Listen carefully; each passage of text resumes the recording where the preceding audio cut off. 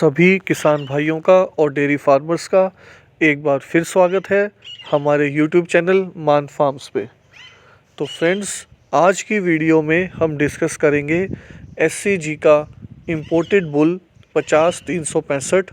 और उस बुल की खासियत ये है, अगर आपको अपने फार्म पे ऊंची, लंबी, चौड़ी, तगड़ी बछड़ियाँ चाहिए जिनकी फुल हाइट हो, लेंथ हो, जिनकी जो पसलियाँ हैं वो दूर दूर हों, जो रिब केज कहते हैं, रिब्स की जो हड्डियाँ हैं वो दूर दूर हों, जिनकी पूरी अच्छी कद काठी और ऊंची लंबी वाली बछड़ियाँ जिनको पसंद हैं, उनके लिए ये बुल बिल्कुल बेस्ट है। जो स्ट्रक्चर बहुत अच्छा चाहते हैं, तो अगर आपको उस टाइप से आपकी हीफर्स चाहिए तो आप ये एससीजी का जर्मनी इम्पोर्टेड 50-365 जो बुल है वो अपने फार्म पे यूज़ कर सकते हैं। तो इस बुल का जो नाम है वो है कैसीनो और बुल का नंबर है HF 50-365। जर्मनी का इम्पोर्टेड बुल है। डेट ऑफ बर्थ है 18 दिसंबर 2019 और A2 के लिए ये बुल जो इसका मिल्क प्रोटीन है तो ये भी अच्छी चीज़ है। और जर्मनी इम्पोर्टेड हमने आपको बताया ही है। और साथ में इसके साथ बना हुआ है टाइप में हम आपको आगे बताएंगे कि सारा इसका कैसा वो है। तो अब आप देख सकते हो, क्लियरली आपको दिख रहा है बुल को, स्ट्रक्चर को भी देख के, बुल की फ़ोटो को भी देख के कि कैसे ऊंचे टाइप का बुल है। तो इसके स्ट्रक्चर को देख के पता लग सकता है कि स्ट्रक्चर जो इसकी बछड़ियों का है काफ़ी अच्छा आएगा। इसके बाद इसकी पेडिग्री की बात कर लेते हैं। पेडिग्री है इसकी बिल्डर पी, मिशन पी और पावरबॉल पी। तो सभी के सभी पोल्ड है। तो जहाँ तक है ये भी चांस है कि इसके अंदर की जो सींग है वो बहुत कम चांस रहेंगे। जो भी हीफर आएगी उसके नेचुरली सींग भी नहीं आएंगे। तो सायर है जो इसका फादर है वो डेल्टा बिल्डर पी है और जो डैम है वो है वे ग्यूलेटिया 175 और मैटरनल ग्रैंड सायर जो इसका नाना है वो है मिशन PET और मैटरनल ग्रैंड डैम सायर परनाना है व्यू होम पावरबॉल PET। तो ये इस बुल की कंप्लीट पेडिग्री है। और पेडिग्री आपको हमेशा देखनी है जब भी आप सीमन यूज़ कर रहे हो, किस गाय पे यूज़ कर रहे हो उसकी पेडिग्री देखनी है। और ये मैच नहीं होनी चाहिए, आपको अपने फार्म पे इनब्रीडिंग बचानी है।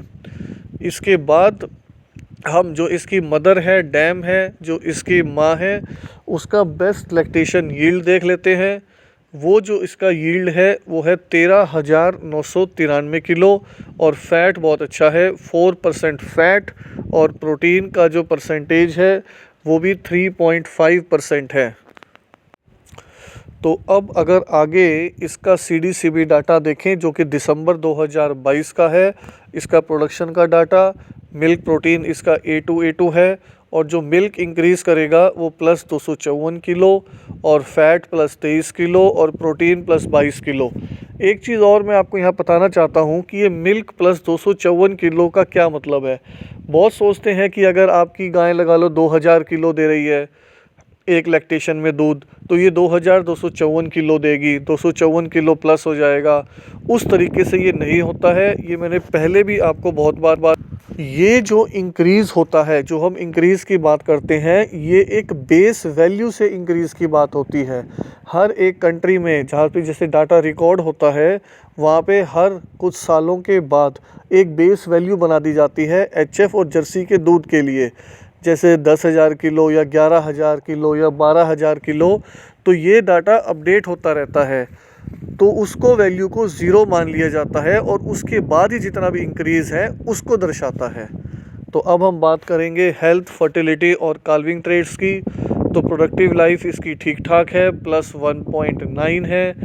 तो प्रोडक्टिव लाइफ से हमने आपको बताया है, मतलब होता है कि कितने लंबे टाइम तक जो इसकी गायें हैं या हीफर आएंगी वो हर्ड में प्रोडक्टिव बनी रहेंगी। सिंपल भाषा में कहें तो लंबे, जितना ये ज़्यादा टाइम होता है प्रोडक्टिव लाइफ, उतना ही लंबे टाइम तक किसी भी बुल के हीफर्स या गाय में दूध देने की क्षमता होती है। मतलब वो जल्दी ड्राई नहीं होती हैं, लंबे टाइम तक वो हर्ड में प्रोडक्टिव बनी रहती हैं। और सोमैटिक सेल स्कोर भी इसका अच्छा है, 2.75। ये जितना कम हो उतना अच्छा है, उतना ही मेस्टाइटिस होने के जो चांसेस हैं वो कम है। और मेस्टाइटिस के लिए बाकी आपको साफ़ सुथरा चारा और अपने फार्म की शेड की साफ़ सफाई का भी ध्यान रखना है। Sire calving is, daughter calving is, ये भी जितना कम हो उतना अच्छा है, क्योंकि ये जितना परसेंटेज कम है मतलब उतने ही चांसेस कम हैं कि जो बच्चा है उसके फंसने के या डिस्टोकिया होने के या काल्विंग के टाइम पे डिफ़िकल्टीज़ होने के। जितना ज़्यादा ये वैल्यू बढ़ती जाएगी उतना ही काल्विंग के टाइम पे जो डिफ़िकल्टीज़ हैं वो भी आपकी बढ़ती जाएंगी। इसके अलावा जो फर्टिलिटी है, daughter pregnancy, हीफर conception, cow conception, वो थोड़ा सा माइनस में है, -0.3 और -0.7, और हीफर कंसेप्शन है -1.1। फिर भी इतना माइनस नहीं है कि हम इसकी जो बाकी सब खूबियां हैं उनको हम नज़रअंदाज कर सकें। तो अगर आपको ये बुल यूज़ करना है तो आप बिल्कुल यूज़ कर सकते हो। अगर आपकी जिस एनिमल पे आपको यूज़ करना है उसको अच्छी डाइट मिल रही है, वो स्ट्रेस फ्री है, उसके विटामिन मिनरल्स की कोई डेफिशिएंसी नहीं है, तो आपको कंसेप्शन में भी कोई ख़ास दिक्कत नहीं आएगी। इसके बाद जो हम मेन चीज़ इसकी बात कर रहे थे वो यहाँ पर आपको दिखेगी, जो इसका स्ट्रक्चर है। तो सबसे पहले तो इसका TPI देख लेते हैं। टोटल इंडेक्स जो होता है +25, तो अच्छा खासा TPI है। 2500 से ज़्यादा इसके TPI की वैल्यू है, तो जो कि काफ़ी हो जाता है, जिसके अंदर हम सारे ही फैक्टर्स कंसीडर करते हैं, हेल्थ के भी, प्रोडक्शन के भी, अडर के भी, फीट लेग्स भी, सब कुछ को एक पर्टिकुलर परसेंटेज असाइन करते हैं। उसके बाद हम ये एक वैल्यू बनाते हैं। ये वैल्यू जितनी ज़्यादा अच्छी होगी ओवरऑल जो आपका बुल है वो उतना ही ज़्यादा अच्छा होगा। इसके बाद अगर हम बात करते हैं इसके स्टेचर की, तो टॉल, बहुत ही ज़्यादा टॉल, +2.28, तो अच्छी खासी ऊंची बछड़ियाँ आएंगी, ऊंची लंबी, जिनकी स्ट्रेंथ भी बहुत अच्छी होगी, स्ट्रॉन्ग होंगी, मजबूत होंगी, +0.98 स्ट्रॉन्ग, और उनकी डीप बॉडी होगी, ओपन रिब, पसलियाँ दूर दूर होंगी, +0.3। तो काफ़ी ज़्यादा जो है इसका जो स्ट्रक्चर वाइज देखोगे आप, स्टेचर, स्ट्रेंथ, बॉडी डेप्थ और डेयरी फॉर्म, वो सब बहुत ही ज़्यादा अच्छा है, बहुत ही ज़्यादा प्लस में है। तो फ्रेम ऊंचा, लंबा, चौड़ा, तगड़ा आएगा। इसके अलावा जो अडर स्कोर है वो भी बहुत अच्छा है। आप देख सकते हो फ्रंट अडर की अटैचमेंट, आगे से जो अडर है उसकी अटैचमेंट बॉडी के साथ अच्छी है। पीछे से जो अडर की हाइट है, ऊंचाई है, वो भी अच्छी है, काफ़ी ऊंचे से अडर स्टार्ट होगा।